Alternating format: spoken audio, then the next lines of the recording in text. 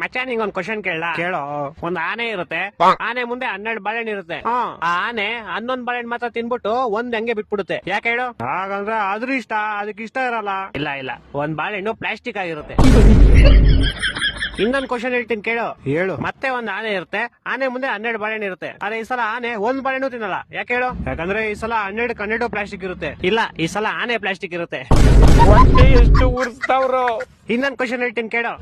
ಈ ಸಲ ಆನೆನೂ ರಿಯಲ್ ಇರುತ್ತೆ, 12 ಬಾಳೆಹಣ್ಣು ರಿಯಲ್ ಇರುತ್ತೆ. ಆದ್ರೂ ಆನೆ ಒಂದ್ ಬಾಳೆಹಣ್ಣು ತಿನ್ನಲ್ಲ. ಯಾಕೆ ಹೇಳು? ಯಾಕಂದ್ರೆ ಅದಕ್ಕೆ ಇಷ್ಟ ಇರಲ್ಲ. ಇಲ್ಲ ನಾನು ಹೇಳ ಸಾಯಿ. ಯಾಕಂದ್ರೆ ಬಾಳೆಹಣ್ಣು ನನ್ ಮುಂದೆ ಇರುತ್ತೆ, ಆನೆ ಟಿವಿ ಒಳಗಡೆ ಇರುತ್ತೆ. ನನ್ನ ಮಕ್ಕಳು ಒಂದೊಂದಲ್ಲ. ಇನ್ನೊಂದ್ ಹೇಳ್ತೀನಿ ಕೇಳು. ಈ ಸಲ ಆನೆನೂ ರಿಯಲ್, ಬಾಳೆಹಣ್ಣು ರಿಯಲ್, 2 ಟಿವಿ ಒಳಗಡೆನೆ ಇರುತ್ತೆ. ಆದ್ರೂ ಆನೆ ಬಾಳೆಹಣ್ಣು ತಿನ್ನಲ್ಲ. ಯಾಕೆ ಹೇಳು? ನಾನ್ ಹೇಳ್ತೀನಿ ಕೇಳು. ಯಾಕಂದ್ರೆ 2 ಬೇರೆ ಬೇರೆ ಚಾನೆಲ್ ಅಲ್ಲಿ ಇರುತ್ತೆ.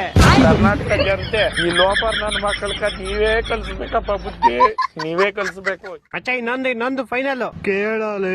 ಈ ಸಲ ಆನೆನೂ ರಿಯಲ್ ಇರುತ್ತೆ, ಬಾಳೆಹಣ್ಣು ರಿಯಲ್ ಇರುತ್ತೆ, 2 ಟಿವಿ ಒಳಗಡೆ ಇರುತ್ತೆ, 2 ಒಂದೇ ಚಾನೆಲ್ ಅಲ್ಲೂ ಇರುತ್ತೆ. ಆದ್ರೂ ಆನೆ ಬಾಳೆಹಣ್ಣು ತಿನ್ನಲ್ಲ. ಯಾಕೆ ಹೇಳು? ಈ ಸಲ ಟಿವಿ, ಬಾಳೆಹಣ್ಣು, ಆನೆ ಎಲ್ಲಾ ಪ್ಲಾಸ್ಟಿಕ್ ಇರುತ್ತೆ. ಇಲ್ಲ ಎಲ್ಲಾ ರಿಯಲ್ ಇರುತ್ತೆ, ಆದ್ರೂ ತಿನ್ನಲ್ಲ. ಯಾಕೆ ಹೇಳು?